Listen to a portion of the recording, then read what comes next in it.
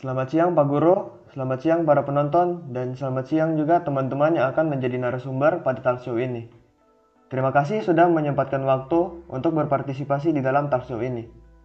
Pada hari ini, seperti yang sudah diketahui, kami akan membahas mengenai Indonesia sebagai poros maritim dunia. Sebelum memulai pembahasan ini lebih dalam, izinkan kami memperkenalkan diri dulu. Jadi saya Michael Jones Johansyah sebagai moderator, dan ada 4 orang teman saya yang akan menjadi narasumber.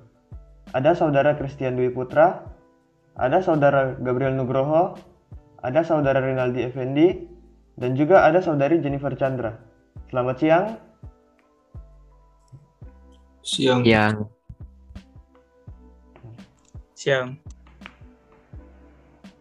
Jadi untuk membuka awal dari pembahasan ini, mari kita memahami dulu apa pengertian dari poros maritim.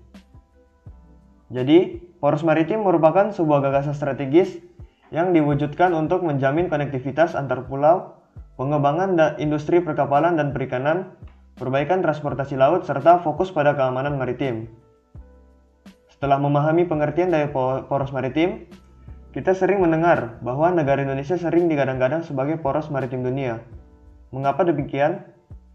Apa saja alasan yang mendasari pernyataan tersebut?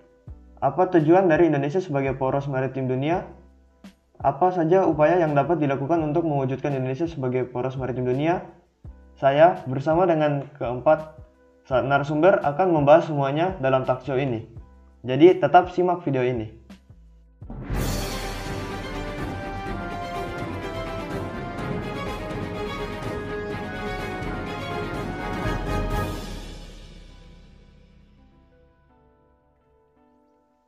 Jadi, mengapa negara Indonesia sering digadang-gadang sebagai poros maritim dunia? Alasan pertama adalah karena Indonesia memiliki letak, luas, dan batas yang mendukung Indonesia sebagai poros maritim dunia. Untuk itu, saya persilakan teman saya selaku narasumber untuk menjelaskan tentang letak, luas, dan batas Indonesia. Silahkan, Renaldi. Baik, terima kasih atas kesempatan yang telah diberikan. Jadi, politis maritim dunia berkaitan dengan posisi geografis Indonesia dan bentuk wilayah Indonesia yang berupa kepulauan. Maka dapat disimpulkan bahwa secara astronomis, Indonesia terletak pada 6 derajat lintang utara sampai 11 derajat lintang selatan dan 95 derajat bujur timur sampai 121 derajat bujur timur. Hal ini berdampak pada wilayah Indonesia yang memiliki iklim tropis yang memiliki 2 pola musim sepanjang tahun. Memiliki tingkat rata-rata curah hujan yang tinggi berkisar 2.000 sampai 3.000 mm per tahun. Dan Indonesia memiliki potensi hutan yang luas. Secara geografis, Indonesia terletak pada 2 samudra, yakni Samudra Hindia dan Samudra Pasifik, serta berada pada 2 benua, yakni benua Asia dan benua Australia. Hal ini berdampak pada wilayah Indonesia yang akan menjadi jalur perdagangan internasional dari beberapa negara. Secara geologis, Indonesia terletak pada jalur pegunungan muda atau aktif.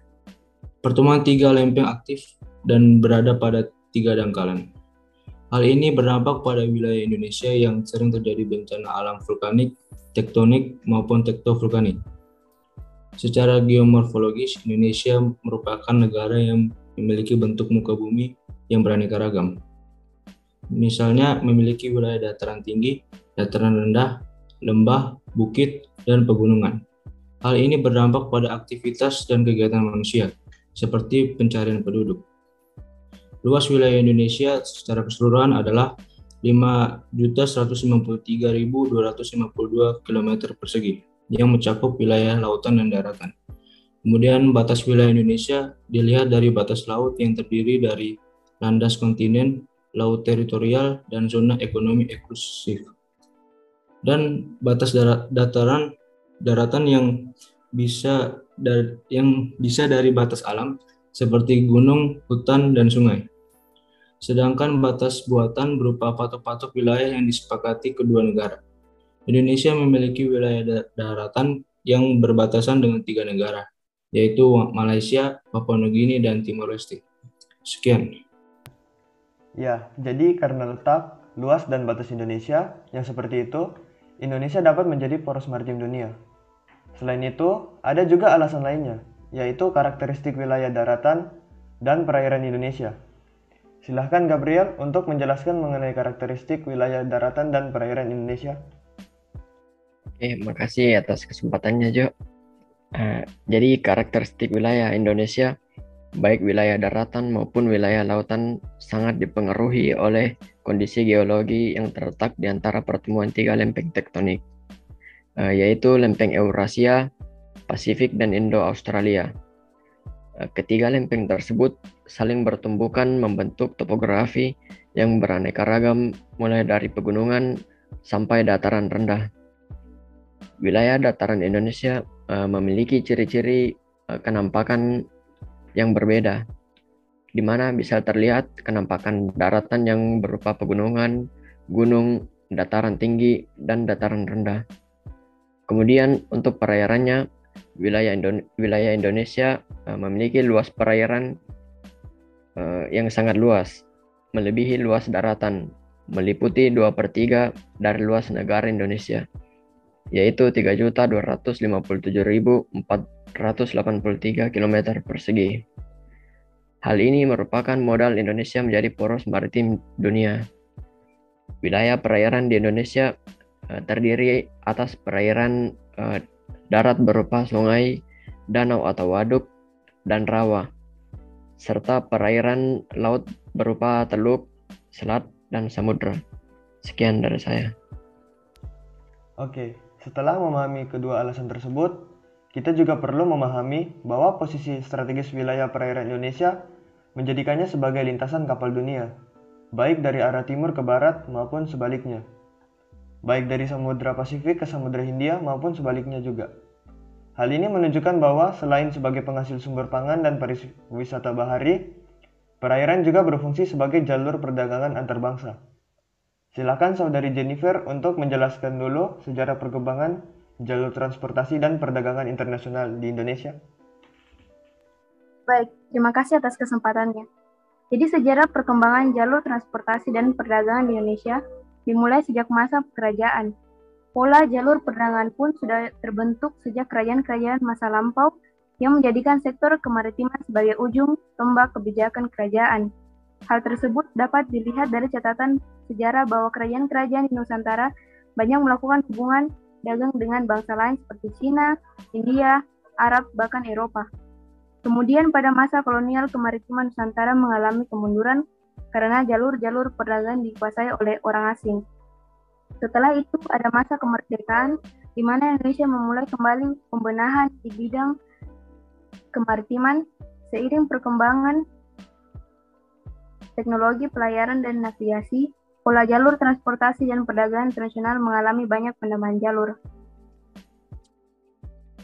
Ya, kemudian selain itu, sebagai negara kepulauan yang dikelilingi oleh wilayah perairan laut yang luas, maka perkembangan jalur transportasi dan perdagangan internasional di Indonesia dibuatkan alur laut kepulauan Indonesia. Apakah alur laut kepulauan Indonesia itu? Ada juga kebijakan mengenai perkembangan tol laut di Indonesia di wilayah perairan Indonesia. Apakah tol laut itu juga? Ya, alur laut kepulauan Indonesia atau sering disebut dengan ALKI adalah alur laut yang ditetapkan sebagai alur untuk pelaksanaan hak lintas alur laut kepulauan berdasarkan Konvensi Hukum Laut Internasional.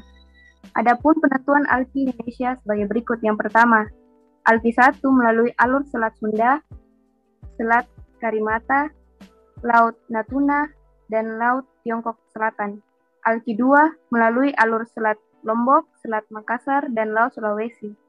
ALKI 3A melalui Laut Sawu, Selat Ombay, Laut Banda, Laut Seram, Laut Maluku, dan Samudra Pasifik.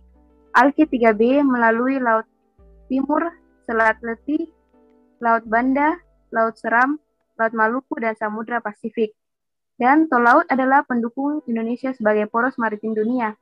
Tol laut adalah konsep untuk memperbaiki proses pengangkutan logistik di Indonesia, sehingga diharapkan proses distribusi barang, terutama bahan pangan, di Indonesia menjadi semakin mudah. Sekian dan terima kasih. Nah, jadi kita sudah mengetahui tentang letak, luas, dan batas Indonesia, karakteristik wilayah daratan dan perairan Indonesia, dan juga perkembangan jalur transportasi dan perdagangan internasional di Indonesia. Semua keadaan itu mendukung Indonesia untuk menjadi poros maritim dunia. Namun, Apakah tujuan dari Indonesia sebagai poros maritim dunia? Apa saja upaya yang dapat dilakukan untuk mewujudkannya? Silahkan Christian untuk menjelaskannya. Ya, terima kasih atas kesempatan diberikan. Poros Maritim Dunia bertujuan menjadikan Indonesia sebagai negara maritim yang besar, kuat, dan makmur. Melalui pengembalian identitas Indonesia sebagai bangsa maritim, pengamanan kepentingan dan keamanan maritim, memberdayakan potensi maritim untuk mewujudkan pemerataan ekonomi Indonesia. Untuk menuju negara poros maritim dunia, akan dilakukan pembangunan proses maritim dari aspek infrastruktur, politik, sosial budaya, hukum, keamanan, dan ekonomi, penegakan kedaulatan wilayah laut NKRI, revitalisasi sektor-sektor ekonomi kelautan, penguatan dan pengembangan konektivitas maritim, rehabilitasi kerusakan lingkungan dan konservasi biodiversity, serta peningkatan kualitas dan kuantitas SDM kelautan, merupakan program-program utama dalam upaya mewujudkan Indonesia sebagai poros maritim dunia. Dalam mewujudkan Indonesia sebagai poros maritim dunia, Presiden Joko Widodo mencanangkan 5 pilar utama dalam mewujudkan cita-cita Indonesia sebagai poros maritim dunia. Yang pertama, pembangunan kembali budaya maritim Indonesia.